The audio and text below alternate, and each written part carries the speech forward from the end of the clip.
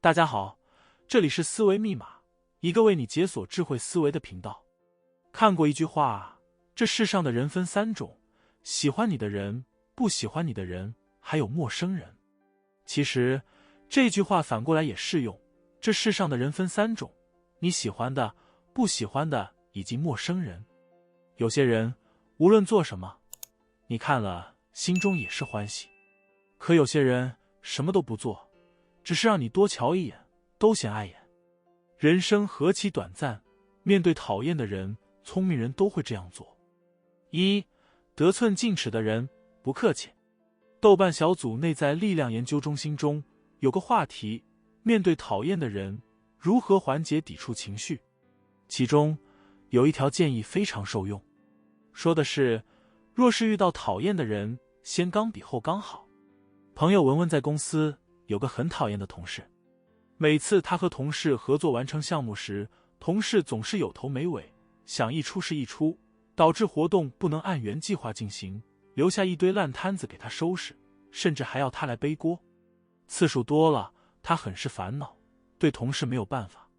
后来一次聚会中，有位朋友听完文文的吐槽，反问他，既然他这么讨厌，你为什么对他还要这么客气呢？一句话点醒了文文，他回去后直接找同事沟通，将事情挑明，并表示自己不会再帮他收拾烂摊子。虽然同事当时很气，不认同文文说自己的那些话，但再次合作也收敛了许多。人与人相处中就像一场拉锯战，你退一步，别人就进一步。面对讨厌的人，很多人都选择先礼后兵，这样做的结果便是对方多次试探你的底线，在你的爆发边界反复横跳，得寸进尺，不停恶心你。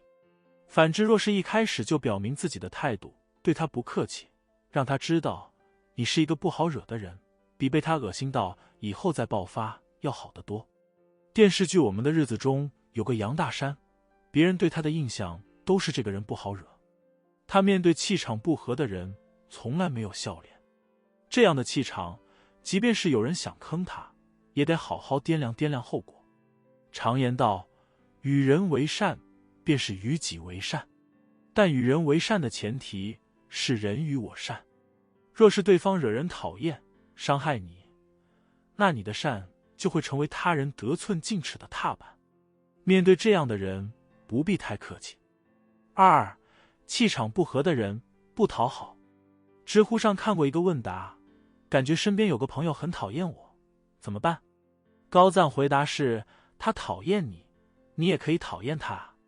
电视剧《知否知否》应是绿肥红瘦中，明兰和小公爷互相喜欢，两人满心欢喜，等着小公爷家上门提亲。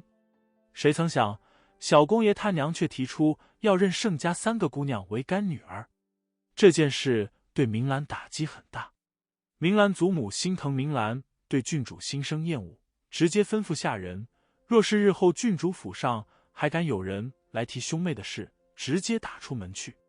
其实明眼人都看得出来，郡主此举就是看不上，甚至很讨厌盛家女儿。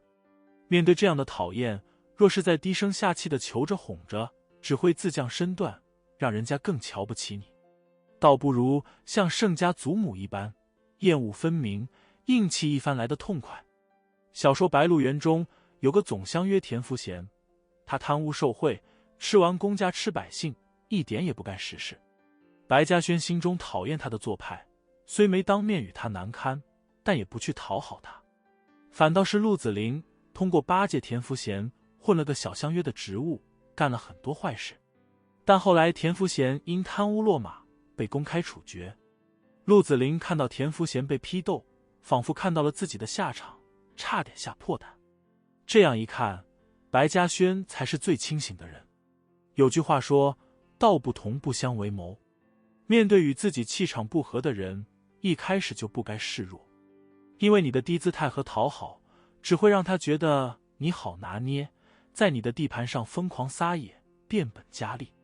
与人相处，切记不可长他人志气，灭自己威风，尤其是面对讨厌的人，因为你无论怎么讨好，都改变不了你讨厌他的事实。这样做只会让别人开心，自己恶心。与其如此，还不如硬气一点。3. 冷嘲热讽的人，不在乎。《战国策·韩策》中有句话：夫萧行者能无为奸，而不能令狗无吠也。说的是人在深夜走路，即便不做坏事，也不能让狗不冲着他吼叫。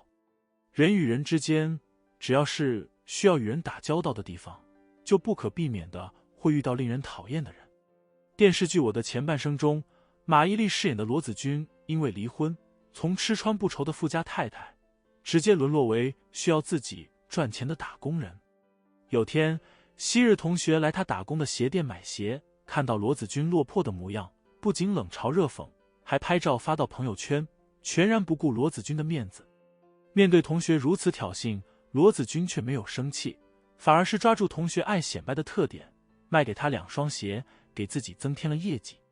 试想，如果罗子君当时咽不下这口气，肯定免不了和同学大吵一顿。这样一来，就正中同学下怀，轻则被店长斥责一顿，重则失去工作。不论是哪种结果，受伤的都只会是他自己。有人说，面对喜欢冷嘲热讽的人，最好的做法就是无视他。当你毫不在意他的所作所为，那么他的行径便失去了意义。就像是有个被狗追不要动的理论一样。小时候常听老人说，要是被狗追，千万别跑。一开始还觉得这方法真傻，都被追了还不跑，等着被咬呢。后来才发现，你越跑，狗追得越起劲，反而是你站在原地不动，不去理会，它一会就自己跑开了。面对他人的冷嘲热讽也是一个道理，他嘲笑你，你越理会，他越来劲。你要是冷漠相待，不理会不在乎，时间久了，他见伤不到你，也就自知没趣，慢慢消停了。记得郭德纲说过，能受苦乃为志士，肯吃亏不是吃人，敬君子方显有德，怕小人不算无能。